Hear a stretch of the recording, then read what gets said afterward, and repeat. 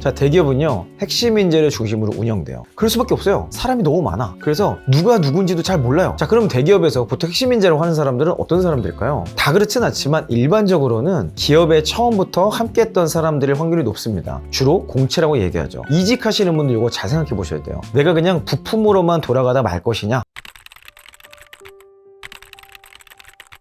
네, 반갑습니다. 오늘은 여러분의 사연을 읽어보고 여러분 편에서 조언을 해드리는 고민살롱 시간입니다. 오늘 사연을 보내주신 형 팬분은요, 대기업으로 환승 이직을 잘 하신 것 같아요. 근데 막상 가보니까 생각이랑 너무 다른 거야. 그래서 퇴사를 해야 되나 말아야 되나 고민하고 계신 것 같습니다. 사연을 한번 같이 읽어보도록 할게요.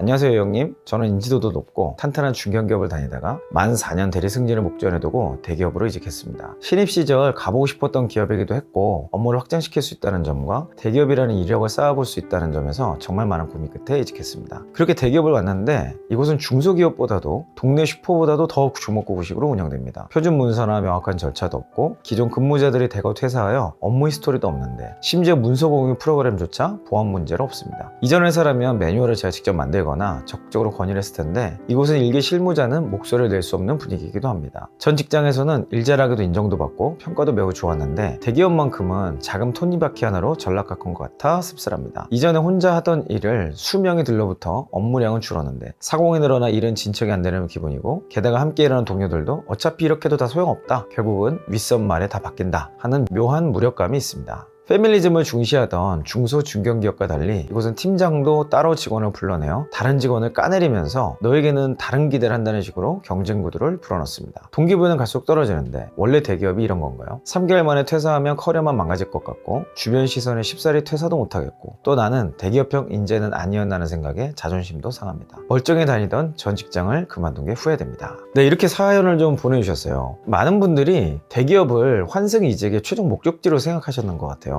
제가 여러 차례 이야기했지만 기업 규모는 커리어의 과정일 뿐이지 최종 목적지는 될 수 없습니다.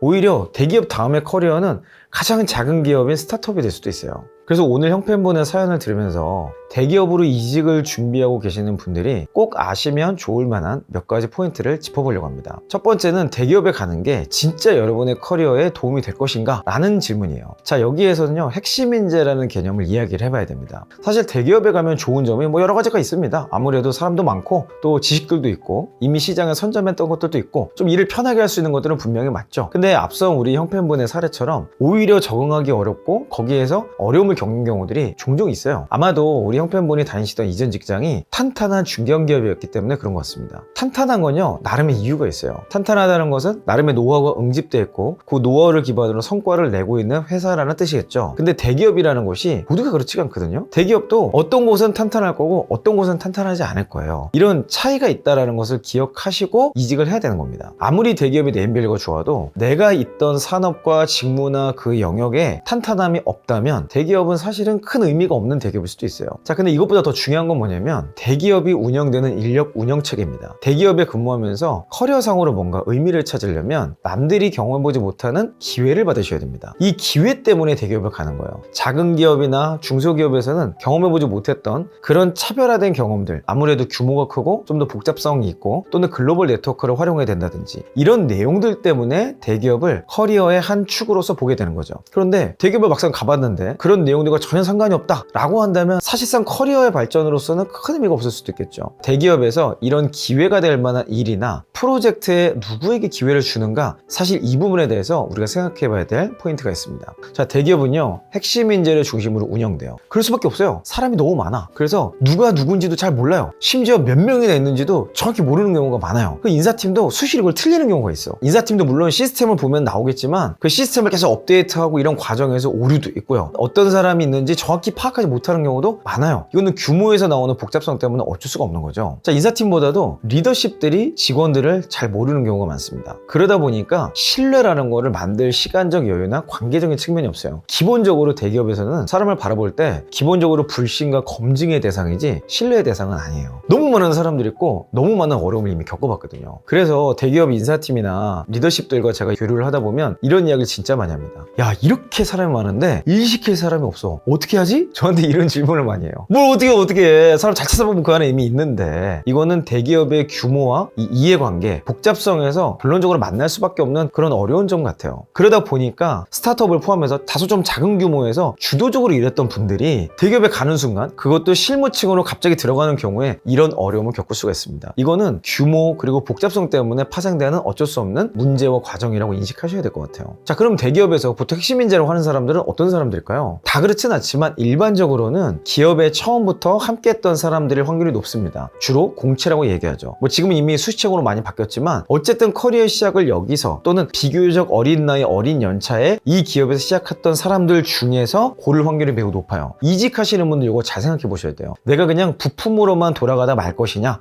소모되면 대기업은 갈아 끼면 그만이거든요. 왜냐면 부품이 많다 보니까 갈아 낄 수 있는 거예요. 근데 중소기업이나 스타트업으로 가면 그거 자체가 불가능하죠. 그러다 보니까 어쩔 수 없이 모든 사람들을 어떻게든 잘 활용해야 되는 그런 숙명적 운명을 가지고 있어요. 그러면 왜 공채 출신 또 왜 저연차 때 들어온 사람들 선호하냐? 회사의 문화에 대한 적응도 그리고 리더십과 의사소통이 굉장히 복잡한데 누구랑 소통해야 되고 어떻게 소통해야 되고 어떤 방식으로 소통해야 되는지를 알고 있어요. 어떨 땐 보고서, 어떨 때는 말, 어떨 때는 발표 누가 가르쳐서가 아니라 시간이 오래되면서 그 나름의 체화된 습성이 있다는 거예요. 아무래도 그게 익숙하다 보니까 초반에 말씀드렸던 대로 대기업에서 사람을 불신과 검증의 대상으로 보기 때문에 오랫동안 보아왔던 사람 그리고 오랫동안 의사소통이 잘 됐던 사람을 핵심 인재로서 기회를 주고 그 사람을 키우려고 한다는 것도 사실 그게 나쁜 거냐? 라고만 말할 수는 없는 거죠. 물론 모든 회사 모든 사람을 그렇게 보진 않습니다. 당연히 경력으로 이직했더라도 그 안에서 조직 문화가 잘 맞고 또 회사에서 성과를 잘 내는 사람이라면 당연히 핵심 인재로 키우겠죠. 그런데 제가 이 영상을 통해서 여러분께 강조하고 싶은 건 뭐냐면 단순히 대기업으로 갔다고 해서 나의 커리어에 새로운 기회가 열리는 것은 아니라는 이 기전을 말씀드리고 싶었던 거예요. 자, 그래서 우리는 선택을 해야 됩니다. 이 기업의 문화와 전략, 일하는 방식이 나와 잘 맞는가? 나는 여기서 정말 계속 성장할 수 있는 게 맞는가? 이 기준을 가지고 이직도 하셔야 되고 들어가서도 그 관점에서 회사 생활을 더 열심히 하셔야 되는 겁니다. 만약에 그렇지 않다면 정말 이직을 고민하셔야 되는 거고 커리어상의 한 과정으로서 지금 있는 곳을 바라보셔야 되는 거죠. 자, 제가 여러분과 또 나누고 싶은 두 번째 이야기는요. 체계에 대한 이야기입니다. 체계적인 회사는 대체 뭘까요? 여러분이 생각하시는 체계는 뭐예요? 대기업이 흔히 체계가 있다고 말합니다. 근데 정말 그럴까요? 제 주변 지인 중에 대기업 출신들이 엄청 많습니다. 현직자도 많고요. 임원도 있고요. 책임자들도 있어요. 근데 그분들이 다 하나같이 얘기하는 게 뭔지 아세요? 우리 회사는 너무 체계가 없어라는 거예요. 심지어 여러분들이 가장 체계하면 떠올리는 기업조차도 그 안에서 실제 일하는 사람들은 체계가 없다고 푸념을 합니다. 왜 그렇죠? 체계라는 것 자체가 개인이 느끼는 기준과 감도에 따라 다 다르게 느껴지기 때문에 그래요. 체계라는 것은 어떤 목적이나 목표를 달성하기 위해서 핵심적인 기준과 과정을 규정해 놓은 것이지 디테일하다고 체계적인 건 아니에요. 절차 자체는 체계가 아니라는 걸 기억하셔야 됩니다. 내가 중요한 기업에서 일하다가 대기업을 갔는데 뭐 이렇게 구멍가게처럼 주먹구구식으로 일해? 그렇다고 체계가 없는 건 아닐 수도 있어요. 또는 모든 것이 문서화되어 있고 모든 것이 표준화되어 있고 절차화되어 있다고 해서 체계가 있는 것이냐? 형태는 그렇지만 실제로는 그것이 성과에 도움이 안 될 수도 있습니다. 자, 여러분이 보시기에 이 모든 것이 가장 절차가 잘 되는 데가 어디예요? 공무원, 공공기관 아닌가요? 거기서 일하시는 분들이 얼마나 막 성과에 도전하고 기뻐하시면서 주도적으로 일할 수 있을까요? 사실 어떨 때는요, 그 정교하게 짜여진 체계가 오히려 우리의 변화를 가로막고 우리를 숨막히게 만드는 경우가 있어요. 불필요한 체계를 위한 체계가 있고 체계를 바꾸기 위한 체계를 위한 체계가 있는 거죠. 결국에는 체계가 계속해서 우리를 어렵게 만드냐 아니면 목적과 목표를 달성하기 위한 최단거리와 기준을 만들어 놓은 거냐, 이것에 따라서 누군가에게는 체계라고 인식이 될 수도 있고 누군가에게는 체계가 없다라고 인식이 될 수도 있는 겁니다. 자, 제가 결론적으로 말씀드리고 싶은 것은 가장 체계적인 회사는요, 내가 체계를 만든 회사가 가장 체계적인 회사예요. 지금 우리 형편분의 사례를 봐도 일개 실무자는 아무런 힘이 없다 그러잖아요. 어차피 위에서 다 바뀐다. 자, 이렇게 생각하실 수 있지만 그럼에도 불구하고 우리 형편분이 가지고 계신 권한이 있을 겁니다. 업무를 들여다보면 그 안에서 내가 반드시 체계를 잡아야 될 요소가 있을 거예요. 일단은 거기에 집중하세요. 그것부터 하시다 보면 지금 이미 만들어진 체계의 큰 그림이 눈에 들어오고 그 중에 잘못된 것들을 내가 보완할 수 있게 되고 또 추가해야 될 것들을 제한할 수 있는 그런 형태까지 가게 될 겁니다. 대기업에 갔다고 체계가 있는 것은 아닙니다. 다시 한번 말씀드리지만 대기업에서 얻을 수 있는 최고는요, 기회를 얻는 것이에요. 이전에 경험해보지 못했던 규모, 그런 복잡성, 난이도, 연결성 이런 것들을 대기업 이직으로 얻을 수 있는 가장 좋은 것이라고 생각하시고